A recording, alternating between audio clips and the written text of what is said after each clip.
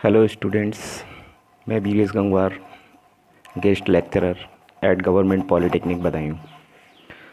आज डिस्कस करेंगे हम लोग चैप्टर इलेक्ट्रोस्टैटिक्स के बारे में आज हम डिस्कस करेंगे। इलेक्ट्रोस्टैटिक्स में हमें 3 टॉपिक पढ़ने हैं। First, electrostatics and second, Gauss law, third, capacitor.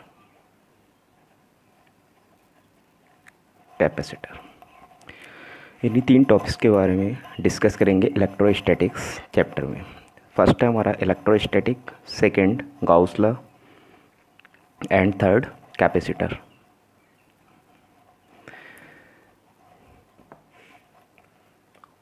First topic start करते हैं, electrostatics.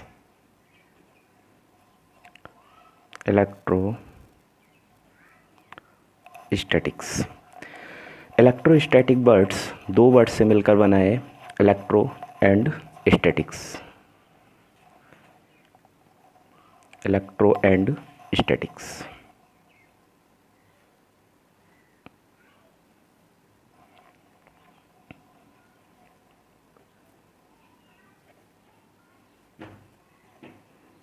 Electro and statics. Electro means है चार्ज और statics means, electro means charge and statics means स्थिर, ठीक है, या एट रेस्ट। स्टैटिक्स की बात करें तो यहाँ इलेक्ट्रो मीन्स होता है charge and statics means at rest.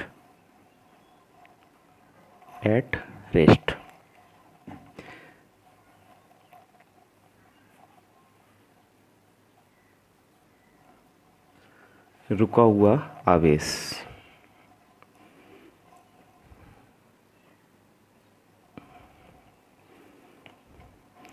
तो पूरे इलेक्ट्रोस्टैटिक चैप्टर में हम लोग बात करेंगे रुके हुए आवेश की, स्थिर आवेश की। तो यहाँ इलेक्ट्रोस्टैटिक चैप्टर को डिस्कस करने से पहले बात हम करेंगे चार्ज की। इलेक्ट्रोस्टैटिक चैप्टर पढ़ने के लिए चार्ज के बारे में जान लेना अति महत्वपूर्ण है। Concept of charge. Concept of charge.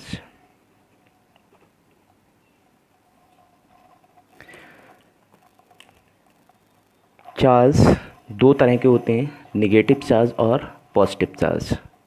Charge 2 प्रकार के होते हैं, आवेश 2 प्रकार का होता है, धनात्मक और ऋणात्मक।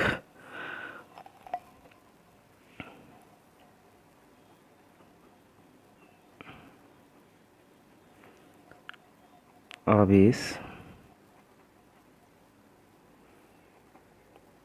2 प्रकार का होता है। फर्स्ट, पॉजिटिव चार्ज यानी कि धन आवेश,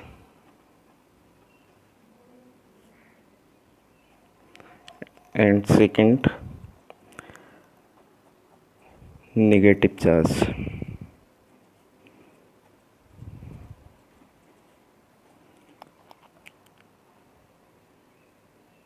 ऋण आवेश।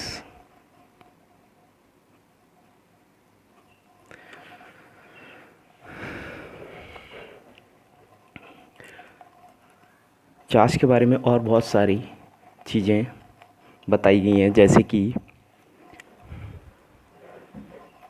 Charge is quantized.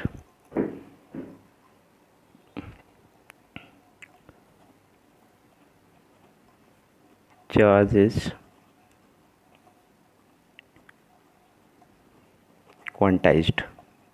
क्वांटाइज्ड का मतलब क्वांटमीकृत, ठीक है, इसको हम समझेंगे। चार्ज इज क्वांटाइज्ड का मतलब होता है कि फार्मूला एक हम लोगों ने पढ़ा है, Q is equal to n e.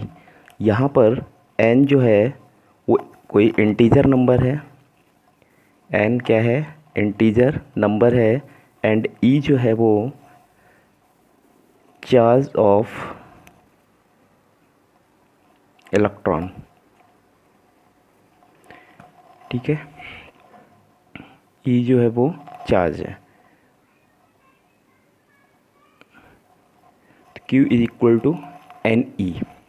कहने का मतलब है कि चार्जेस क्वांटाइज्ड का मतलब है चार्ज या तो हमें 1 इलेक्ट्रॉन मिलेगा, या 2 इलेक्ट्रॉन मिलेगा, या 3 इलेक्ट्रॉन मिलेगा, और 4 इलेक्ट्रॉन मिलेगा। कभी भी चार्ज हमें 1 इलेक्ट्रॉन बाई 2, 2 इलेक्ट्रॉन बाई 3, या electron by 4, electron by 6, electron by 8, इस तरह की फॉर्म में कभी भी चार्ज नहीं मिल सकता है। रेशियो की फॉर्म में चार्ज कभी भी नहीं मिलेगा। चार्ज हमें इंटीजर की फॉर्म में मिलेगा, या तो 1e, 2e, 3e, 4e। 1 electron, 2 electron, 3 electron, 4 electron.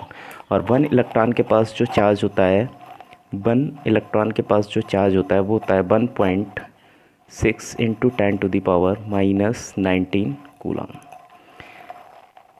इस फॉर्म में हमें चार्ज मिलेगा। इस फॉर्म में कभी भी चार्ज नहीं मिल सकता है। यही मतलब होता है चार्ज इज क्वांटाइज्ड। इसी को हिंदी में बोलते हैं आवेश का क्वांटमीकरण। Next point, charge is conserve. Charge is conserve. आवेश हमेशा संरक्षित रहता है। आवेश हमेशा संरक्षित रहता है।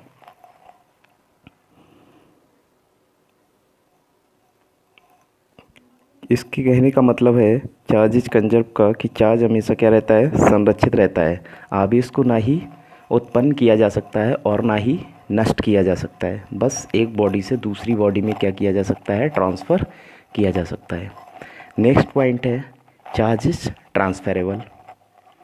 नेक्स्ट पॉइंट है charge is transferable. Charge is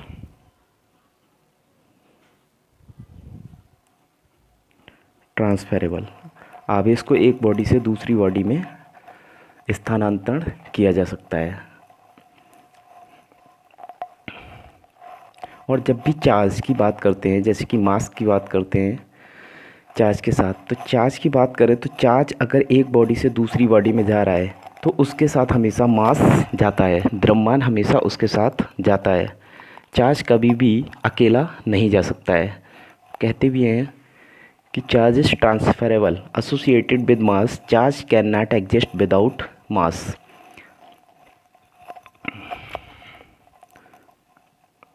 associated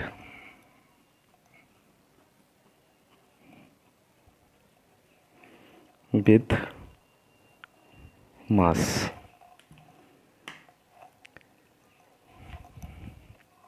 Charge cannot exist, charge cannot exist without mass।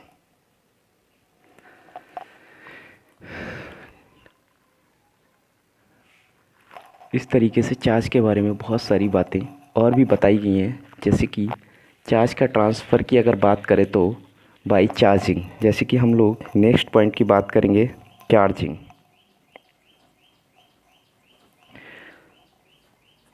Charging के भी कई सारे मेथड्स हैं। चार्जिंग बाई कंडक्शन, और by contact, charging by induction, और विदाउट कांटेक्ट बाई फ्रिक्शन। तो फर्स्ट हम लोग देखेंगे कि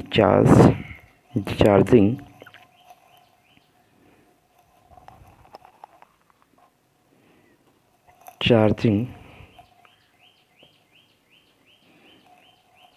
बाई कंडक्शन। और बाय कांटेक्ट।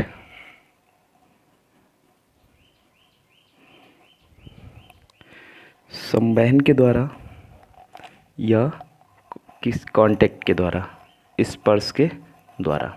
जैसे कि बात करें, कोई एक बॉडी है हमारे पास, ये कोई बॉडी है जो कि पॉजिटिवली चार्ज्ड है। एक बॉडी हमारे पास है जो कि कैसी है, पॉजिटिवली चार्ज्ड है।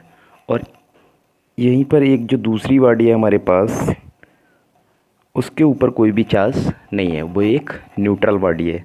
अब जैसे इन दोनों बॉडीज़ को, ए एंड बी, इन दोनों बॉडीज़ को आपस में क्या करेंगे, एक दूसरे के कांटेक्ट में लाएंगे। जैसे कि ये हो गई बॉडी बी और दूसरी बॉडी ये हो गई ए।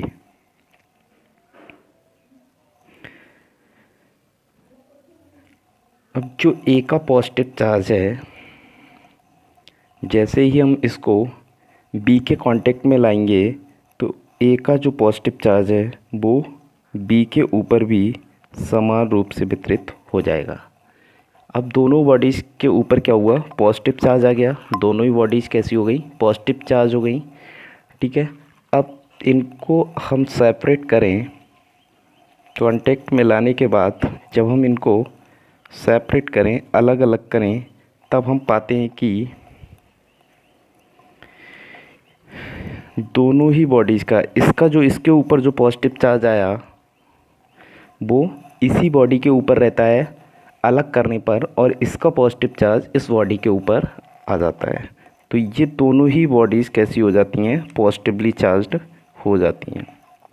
दोनों ही बॉडीज़ कैसी हो गई, पॉजिटिव चार्ज हो गई। इस तरीके से बॉडीज़ को चार्ज किया गया है।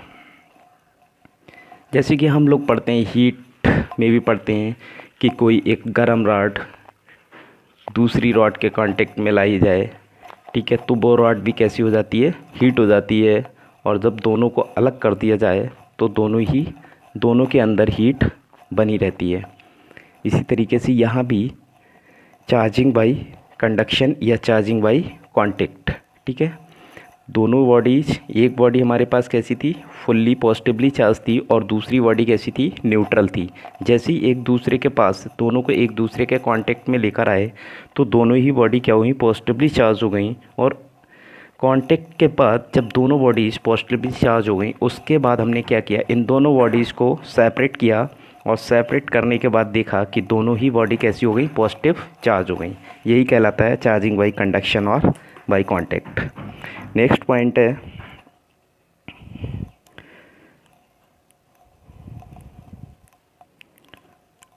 चार्जिंग बाय इंडक्शन और विदाउट कांटेक्ट।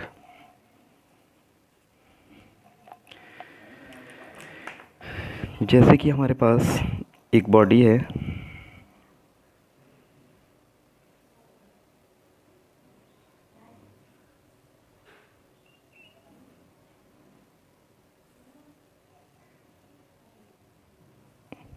इसको दो पार्ट में डिवाइड कर दिया, एक पार्ट इसका ए और दूसरा पार्ट बी। जैसे ही इस बॉडी के ऊपर, अभी ये बॉडी कैसी है, न्यूट्रल है, इस बॉडी के ऊपर कोई भी चार्ज शो नहीं हो रहा है, कोई भी चार्ज नहीं है। जैसे ही यहाँ पर कोई इस बॉडी के नियर अबाउट कोई दूसरी स्ट्रॉन्ग नेगेटिवली चार्ज बॉडी लाए, यहाँ पर ये बॉडी हमारे पास कैसी थी, न्यूट्रल बॉडी थी। मैं चाहता हूँ कि ये वाली बॉडी जो है, बॉडी ए, ये कैसी हो जाए, पॉजिटिवली चार्ज हो जाए, ये बॉडी पॉजिटिवली चार्ज हो जाए। We want this body A to be positively charged. हम चाहते हैं कि ये बॉडी कैसी हो जाए, धनावेशित हो जाए। तो इसके लिए हमें करना क्या है, यहाँ पर कोई स्ट्रॉन्ग नेगेटिव चार्ज बॉडी लेकर आए,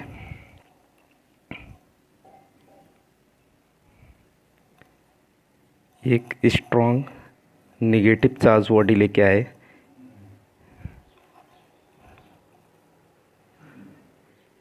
स्ट्रॉन्ग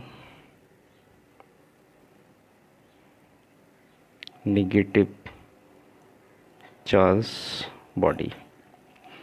अभी इस स्ट्रॉन्ग नेगेटिव चार्ज बॉडी होने की वजह से इसने क्या किया, इसने इस बॉडी के जो भी पॉजिटिव इलेक्ट्रॉन्स थे उनको क्या किया, अट्रैक्ट किया, और इससे हुआ ये कि यहाँ का जो भी पॉजिटिव चार्ज था ये पूरा यहाँ आकर रुक गया।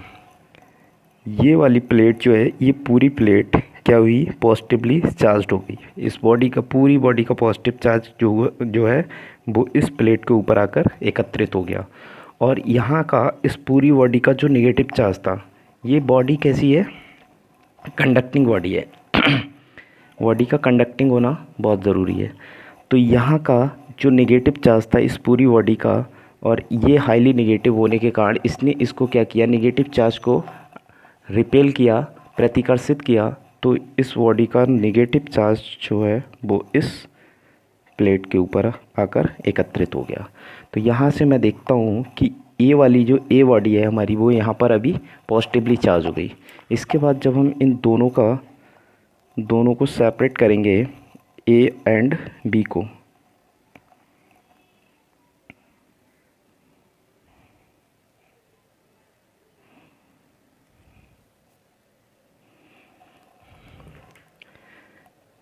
ए एंड बी, इसके बाद देखते हैं हम कि ए वाली जो बॉडी है वो फुल्ली पॉजिटिव चार्ज है और बी वाली बॉडी जो है वो फुल्ली नेगेटिव चार्ज हो गई। तो जो हम चाहते थे वो हो गया हमारा, किस मेथड से, charging by induction without contact. ठीक है, यहाँ तक क्लियर हुआ।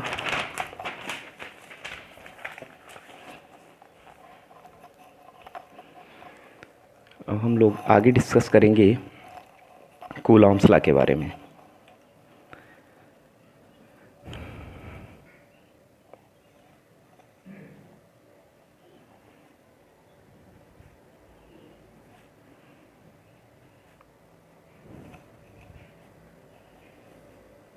कूलॉम्स लॉ, कूलॉम का नियम। कूलॉम के अनुसार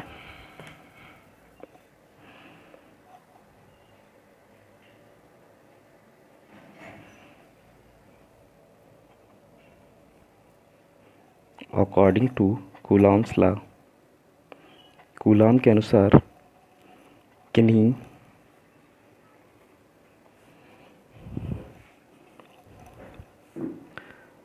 दो स्थिर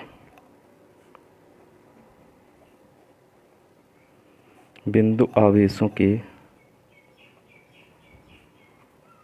बीच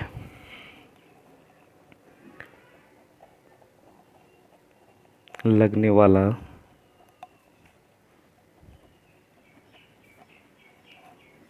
आकर्षण या प्रतिकर्षण बल उनके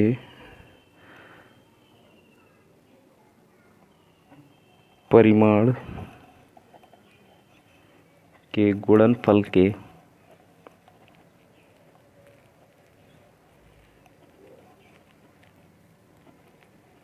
अनुक्रमानुपाती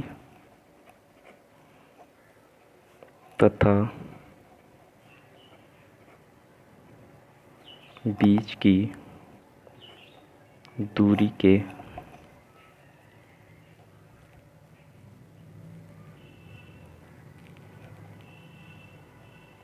व्युत्क्रमानुपाती होता है।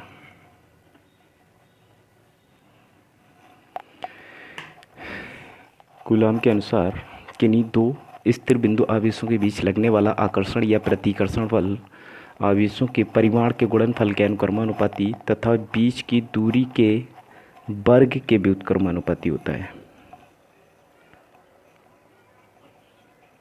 वर्ग के व्युत्क्रमानुपाती होता है। जैसे मान लिया कोई चार्ज, यहाँ आवेश Q1, बिंदु A पर आवेश जो है वो Q1 है, और बिंदु A से R मीटर की दूरी पर कोई बिंदु B है जहाँ पर चार्ज Q2 है। A और B के बीच की जो दूरी है वो R मीटर है। तो यहाँ से कूलाम ने पाया कि जो चार्ज Q1 है, जो आवेश Q1 है, ये Q2 के ऊपर एक फोर्स अप्लाई करता है, और Q2 चार्ज जो है वो Q1 के ऊपर एक फोर्स अप्लाई करता है। तो यहाँ से पाया कि F is directly proportional Q1 into Q2. F is directly proportional Q1 into Q2, और F is inversely proportional R square।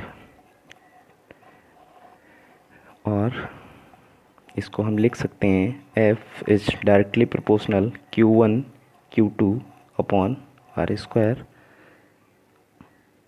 या F is equal to K Q1 Q2 upon R square।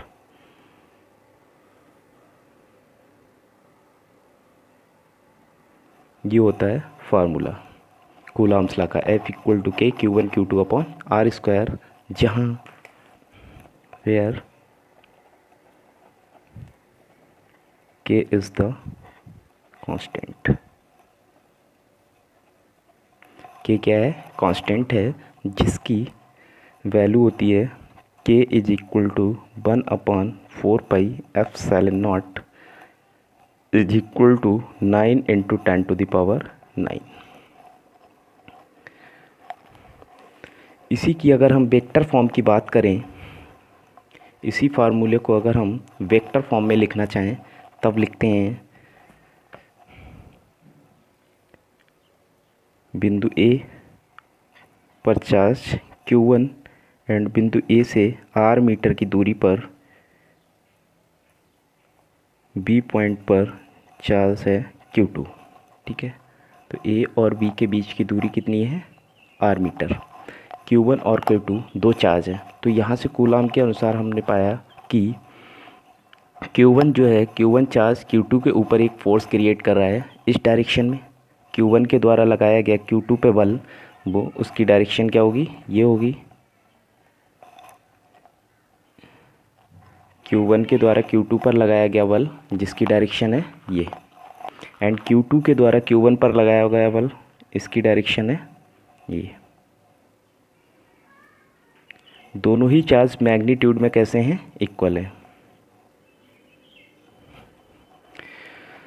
तो यहाँ से देखते हैं Q1 के कारण Q2 पर बल या फोर्स कितना हो जाएगा? बात कर रहे हैं F12, 1 के द्वारा 2 पर लगाया गया बल। F12 is equal to K Q1 Q2 upon R square. Similarly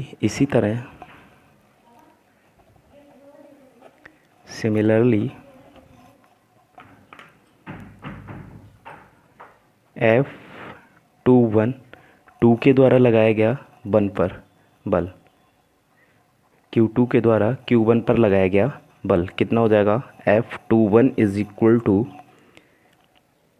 K Q2 Q1 upon R square. और यहाँ से हम लिख सकते हैं F12 vector is equal to, क्योंकि दोनों ही फोर्स मैग्नीट्यूड में कैसे हैं? इक्वल हैं, बट डायरेक्शन में अपोजिट हैं। Q1 Q2 के ऊपर इस डायरेक्शन में फोर्स लगा रहा है, और Q2 Q1 के ऊपर इस डायरेक्शन में फोर्स लगा रहा है। तो इसको हम लिख सकते हैं F12 vector is equal to minus F21 vector. F12 vector is equal to minus F21 vector. ये निकल के आती है वेक्टर फॉर्म।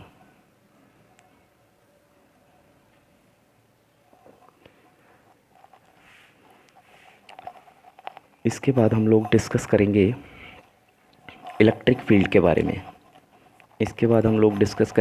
इलेक्ट्रिक फील्ड के बारे में, वैद्युत क्षेत्र।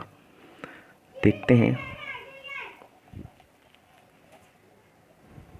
इलेक्ट्रिक फील्ड, वैद्युत क्षेत्र।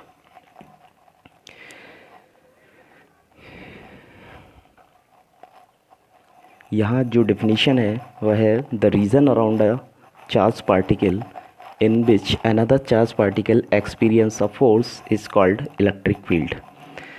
किसी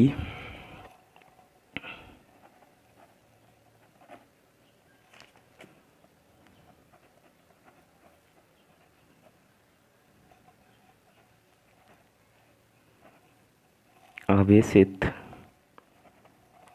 कण के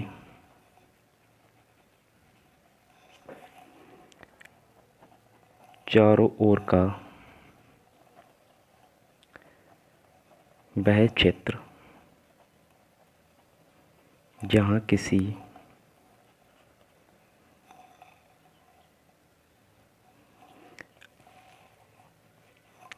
अन्य आवेशित कण को लाने पर वह किसी आकर्षण या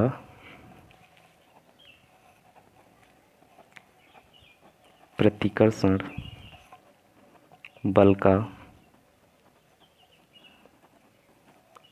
अनुभव करे तो उस क्षेत्र को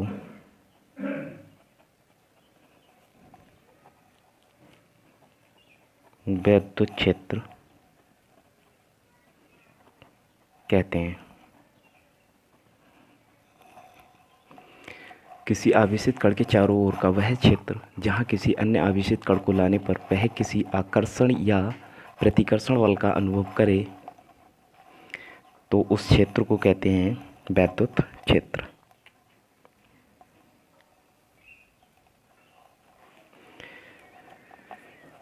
intensity of electric field. Next point है intensity of electric field.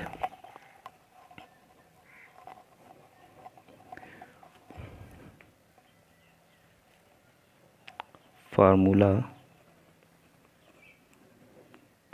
Of intensity of electric field. वैद्युत क्षेत्र की तीव्रता ज्ञात करने का सूत्र। वैद्युत क्षेत्र की तीव्रता ज्ञात करने का सूत्र क्या होता है? E is equal to F upon q not.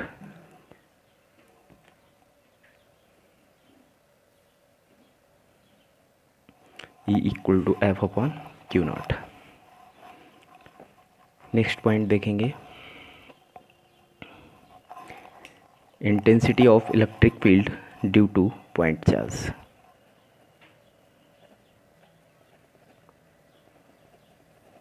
Intensity of electric field due to point charge. Intensity of electric field due to point charge, किसी बिंदु आवेश के कारण वैद्युत क्षेत्र की तीव्रता। मान लिया कि बिंदु ए पर चार्ज Q रखा हुआ है और बिंदु ए से R मीटर की दूरी पर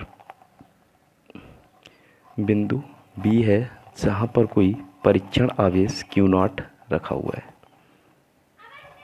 अब कूलाम का नियम हम ऊपर डिस्कस कर चुके हैं। बिंदु ए पर चार्ज Q है एंड बिंदु ए से r मीटर की दूरी पर कोई बिंदु B है जहाँ पर परीक्षण आवेश Q0 रखा हुआ है। इलेक्ट्रिक फील्ड में हम लोग पढ़ चुके हैं कि किसी आवेशित पार्टिकल के चारों ओर का वह क्षेत्र जहाँ पर किसी अन्य परीक्षण आवेश या आवेशित पार्टिकल को लाने पर किसी फोर्स का अनुभव करता है, तो उसे हम बोलते हैं क्या? Electric field. तो यहाँ से according to Coulomb's law,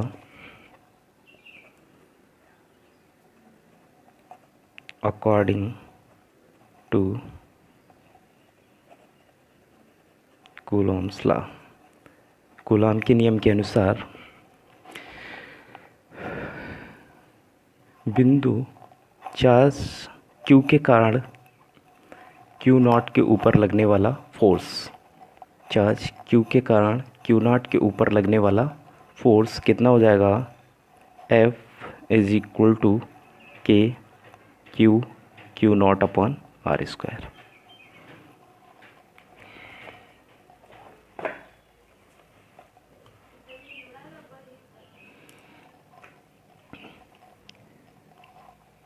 but लेकिन इंटेंसिटी ऑफ इलेक्ट्रिक फील्ड,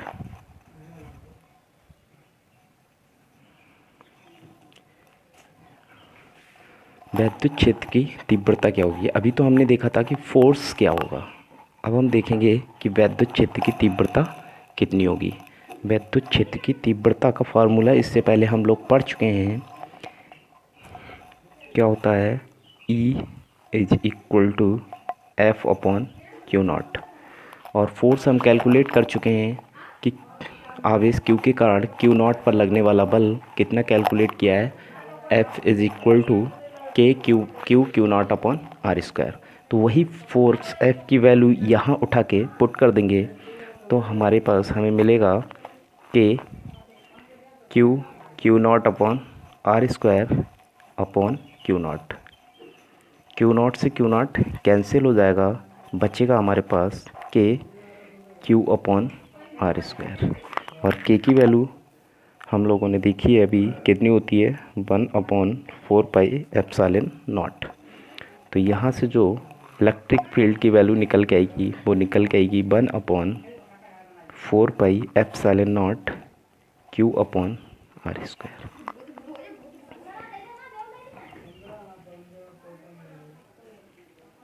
तो ये है इलेक्ट्रिक फील्ड की इंटेंसिटी का फार्मूला और इसकी यूनिट होती है न्यूटन पर कूलॉम, न्यूटन पर कूलॉम। इसके बाद डिस्कस करेंगे इलेक्ट्रिक फील्ड लाइंस। इसके बाद हम लोग डिस्कस करेंगे इलेक्ट्रिक फील्ड लाइंस, वैद्युत बल रेखाएं।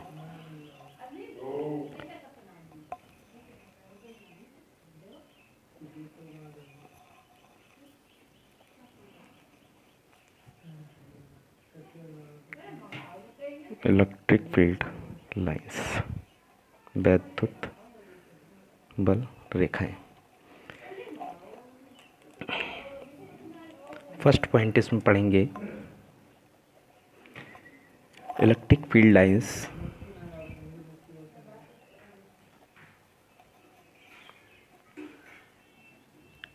electric field lines due to a single positive charge, एकल धनावेश के कारण वैद्युत बल रेखाएं। जैसे कि मान लिया ये कोई सिंगल पॉजिटिव चार्ज है,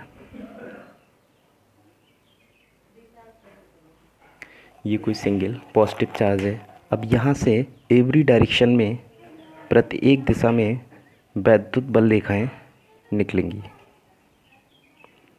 एवरी डायरेक्शन में इलेक्ट्रिक फील्ड लाइंस निकलेंगी और ये इलेक्ट्रिक फील्ड लाइन सीधे सिंगल पॉजिटिव चार्ज से निकल कर इन्फिनिटी तक चली जाती हैं, कहीं भी बेंड नहीं होती हैं। तो यहाँ से इनकी जो डायरेक्शन होगी वो बाहर की ओर होगी, डायरेक्शन जो होगी वो आउटवर्ड होगी। ये है electric field lines due to a single positive charge. एकल धनावेश के कारण वैद्युत बल रेखाएं सीधे कहाँ चली जाती हैं, पॉजिटिव चार्ज से निकलकर सीधे चली जाती हैं इन्फिनिटी तक। They start from positive charge,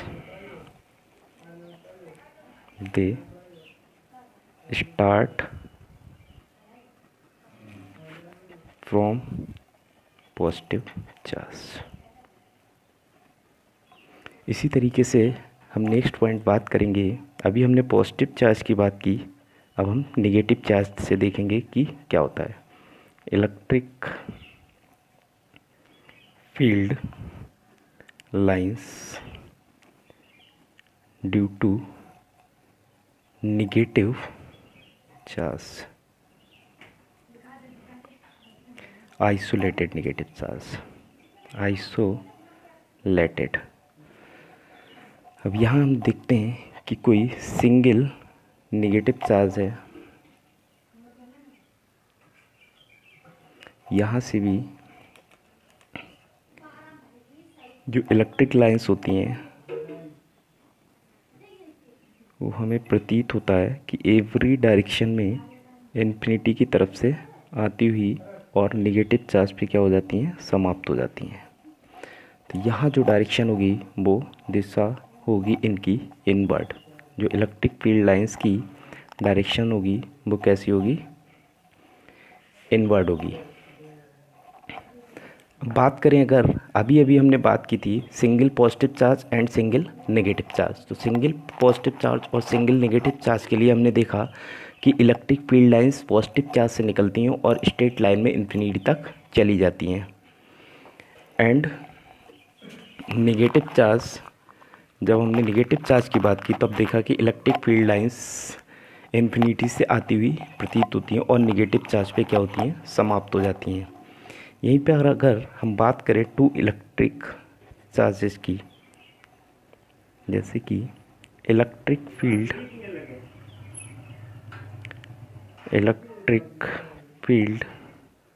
lines, electric field lines due to positive equal charge,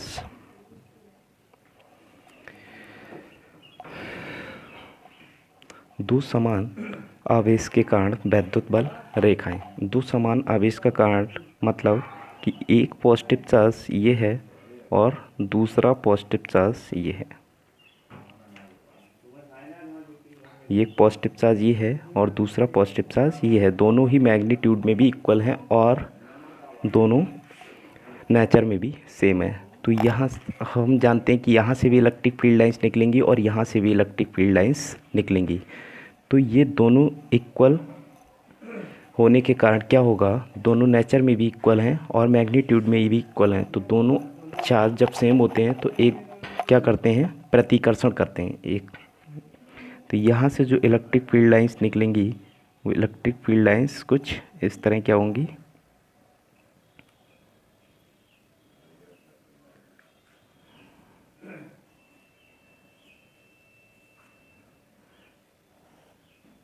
इस तरह बेंड हो जाएंगी।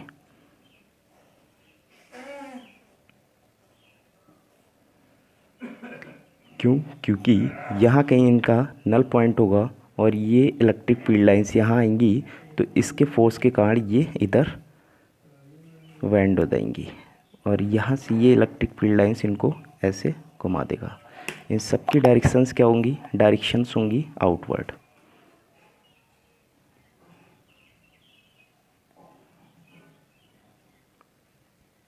क्योंकि इससे पहले हम लोग पॉजिटिव चार्ज की कंडीशन पढ़ चुके हैं कि पॉजिटिव चार्ज से हमेशा इलेक्ट्रिक फील्ड लाइंस क्या होती हैं, निकलती हैं। अगर यहीं पे बात करें हम जैसे कि अभी हमने टू पॉजिटिव इक्वल चार्ज की बात की, अगर यहाँ पे इक्वल एंड अपोजिट चार्ज की बात करें, equal and opposite charge, equal and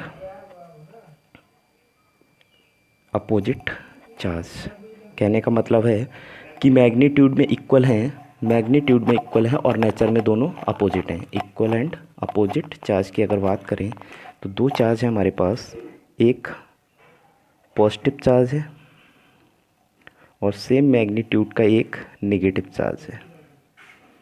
तो एक पॉजिटिव चार्ज और एक नेगेटिव चार्ज। तो पॉजिटिव चार्ज से हम लोग पढ़ चुके हैं कि इलेक्ट्रिक फील्ड लाइंस निकलती हैं और नेगेटिव चार्ज पे जाकर क्या होती हैं, समाप्त हो जाती हैं। तो ये इस तरीके से क्या होंगी, पॉजिटिव चार्ज से निकलेंगी और नेगेटिव चार्ज पे जाकर समाप्त हो जाएंगी।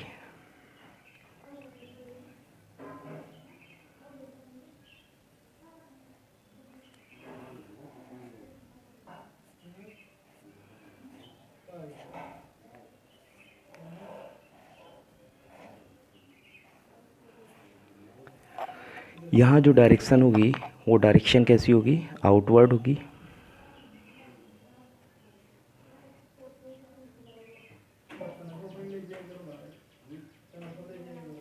और यहाँ जो डायरेक्शन होगी वो इनवर्ड होगी।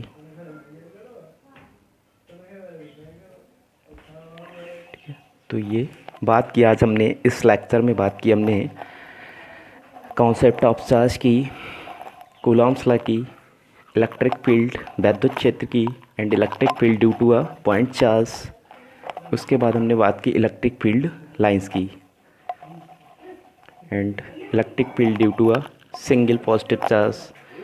Next electric field lines due to a isolated negative charge, electric field lines due to two positive equal charge and electric field lines due to two equal and opposite charges. सारी reactions हमने देखी कि क्या क्या कैसे कैसे होता है और इनकी प्रॉपर्टीज़ होती हैं।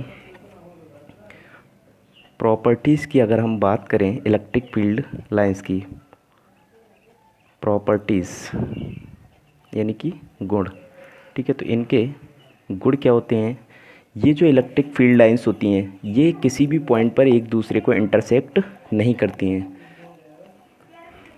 तो सबसे पहला जो है पॉइंट, अगर पहले पॉइंट की बात करें हम, तो ये है हमारा the start from positive charge and ends at negative charge.